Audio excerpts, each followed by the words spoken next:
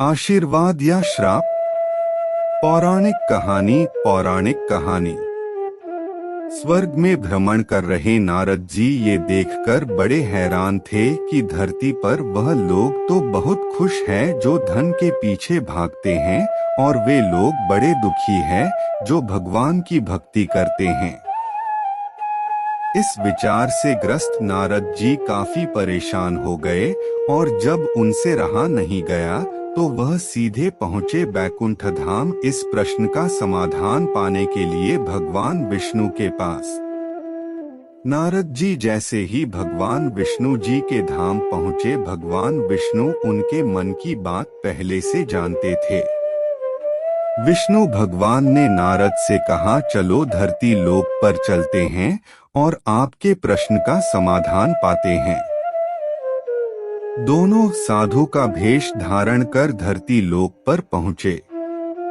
वह दोनों सबसे पहले एक बड़े व्यापारी के द्वार पर भिक्षा मांगने के लिए गए। उन दोनों को अपने द्वार पर देखकर व्यापारी बड़ा गुस्सा हुआ।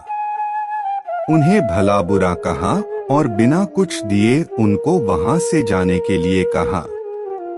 जाते जाते साधु के रूप में भगवान विष्णु ने उसे आशीर्वाद दिया कि तुम्हें और भी ज्यादा धन मिले।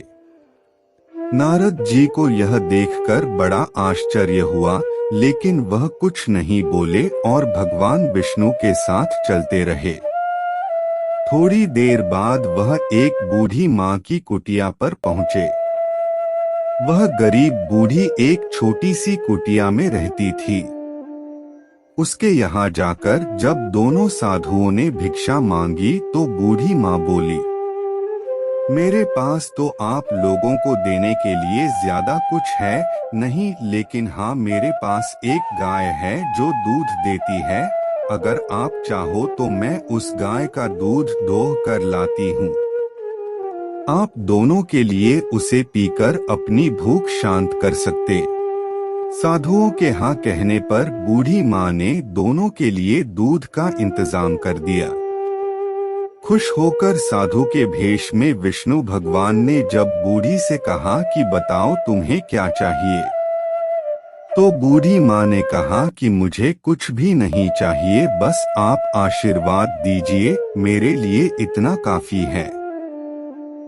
आशीर्वाद देकर दोनों साधु वहां से जाने लगे।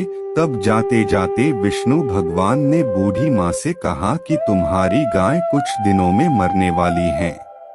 वहां से थोड़ा आगे जाने पर नारद जी बड़े परेशान हो गए और विष्णु भगवान से बोले, यह कैसा न्याय है भगवान आपका? जिस व्यापारी ने हमारा इतना अपमान किया, हमें गालियां दी, आपने उसे और ज्यादा धन पाने का आशीर्वाद दिया। और इस बूढ़ी माँ को जिसने हमारी इतनी सेवा की, हमारे लिए दूध की व्यवस्था की, उसे आप कहते हैं कि उसकी गाय जो कि उसके जीवन का आखिरी सहारा है, वह भी मर जाएगी, ऐसा क्यों? नारद जी के सवालों को शांत करने के लिए भगवान जी ने चेहरे पर मुस्कान के साथ कहा कि मैंने उस व्यापारी को जो आशीर्वाद दिया, दरअसल वो उसके लिए शाप था। उस व्यापारी का मन पूरी तरह से धन कमाने में फंसा हुआ है, और अगर उसे और ज्यादा धन मिलेगा तो वह आखिरी समय तक उसी धन के पीछे भागता रहेगा और अगले जन्म में सांप बनकर उसके पास कुंडली मारकर बैठा रहेगा। और रही उस बूढ़ी माँ की बात, तो कुछ बूढ़ी माँ का पूरा ध्यान अच्छे कामों में और भगवान भक्ति में था। हाँ, सिर्फ थोड़ा सा मन उसका उस गाय में अटका हुआ था, और वह अपने आखिरी समय में उस गाय के मोह में यह चिंता करती रहती कि उसके जाने के बाद इस गाय का क्या होगा, क्या कोई उसे हानि पहुंचाएगा या मार डालेगा, और वह पूरी तरह से मुक्त नहीं हो पाती। बस यही कारण था कि मैं चाहता हूँ कि आखिरी समय में उसका ध्यान पूरी तरह मेरी तरफ रहे, ना कि इस गाय की तरफ। भगवान विष्णु के समझाने के बाद और इस पूरी घटना के बाद नारद जी का मन पूरी तरह से शांत हो गया और वह खुशी खुशी स्वर्ग लोक लौट गए।